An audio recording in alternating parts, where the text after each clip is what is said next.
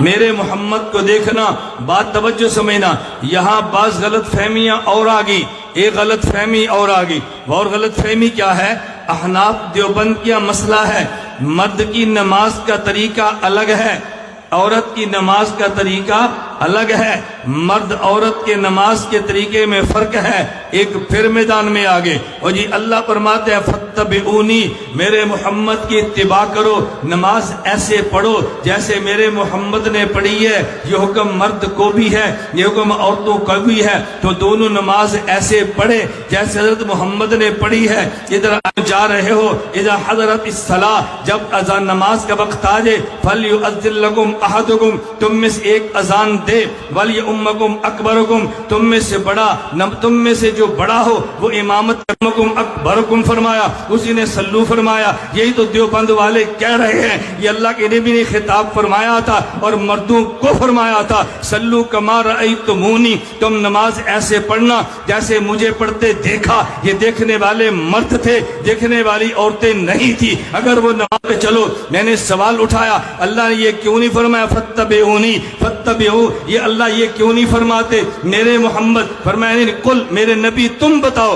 اگر تمہیں محبت کا دعویٰ ہے تو میری اتباع کرو۔ یہ نہیں کہا ان کنتم تحبون اللہ میرے سفیر کی بات ماننا، میرے محمد کی بات ماننا۔ اہل سنت والجماعت دیوبند کا موقف یہ ہے، نبی نمائندہ خدا ہے، صحابی نمائندہ مصطفیٰ ہے۔ اگر قرآن سمجھ آئے گا تو مصطفیٰ سے آئے گا، وہ نمائندہ خدا ہے۔ اگر حدیث میں نے کہا جن نے سنی اس کا نام لے، کہا عبداللہ بن عمر ہے۔ میں نے کہا حدیث کس کتاب میں ہے؟ کہا جی بخاری میں ہے۔ میں نے کہا کھول کے لا بخاری شریف کو۔ عبداللہ بن عمر نے پہلے پیغمبر کا ارشاد نقل کیا، خالف المشرکین، توجہ رکھو، خالف المشرکین غفر اللہ واعف الشوارب، مشرکین کی مخالفت کرو، داڑھی بڑھاؤ، مونچھی کٹاؤ، جاؤ امت کے سامنے سچ بولو۔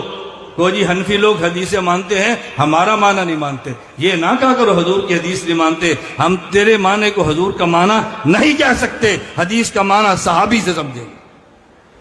نبی کون ہے؟ جملے کو دل کی تختی پہ نوٹ کر لو۔ ہم کہتے ہیں حضور یہ اللہ کے آخری نبی ہیں، جب حضور دنیا میں آئے ہیں نبوت ختم ہو گئی ہے، جب حضور گئے ہیں تو صحابیت ختم ہو گئی ہے، آپ کے آنے پہ نبوت ختم ہے۔ کیوں جاتی ہے؟ وہ دیکھتا ہے ماں کے در جاتی ہے۔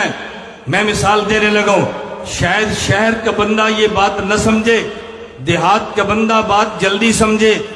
آپ سڑک پہ گاڑی پر جا رہے ہیں، آگے آدم موجود ہے، کیا سواری کو روک دو؟ سواری سے اترے ہیں، ایک جگہ پہ بیٹھے، جیسے آدمی قضاء حاجت کے لیے بیٹھتا ہے، بیٹھے، اٹھ کے چل دیے۔ اور خادم نے پوچھا حضرت آپ کو ضرورت نہیں تھی حاجت کی، سواری تیری عقل میں نہیں آتی، تو مانتا ہے؟ کہا یہ عقل میں نہیں آتی، میں پھر بھی مانتا ہوں۔ وجہ کیا؟ اس نے کہا میں ابو جہل ہوں، میں عقل کی بات مانتا ہوں، محمد کی نہیں مانتا۔ کہا جی میں ابو بکر ہوں، میں نے کلمہ عقل کا نہیں پڑھا، میں نے محمد کا پڑھا ہے۔ پھر میں ایک بات کہہ رہا ہوں جو عقل کی بنیاد پہ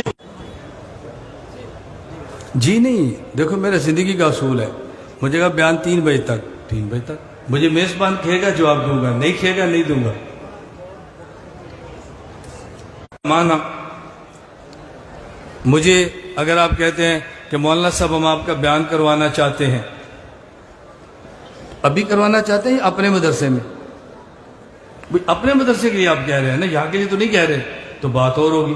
یہاں کروانا چاہتے ہیں تو میں نے کہا یہاں نہیں کروں گا، ان سے بات کرو۔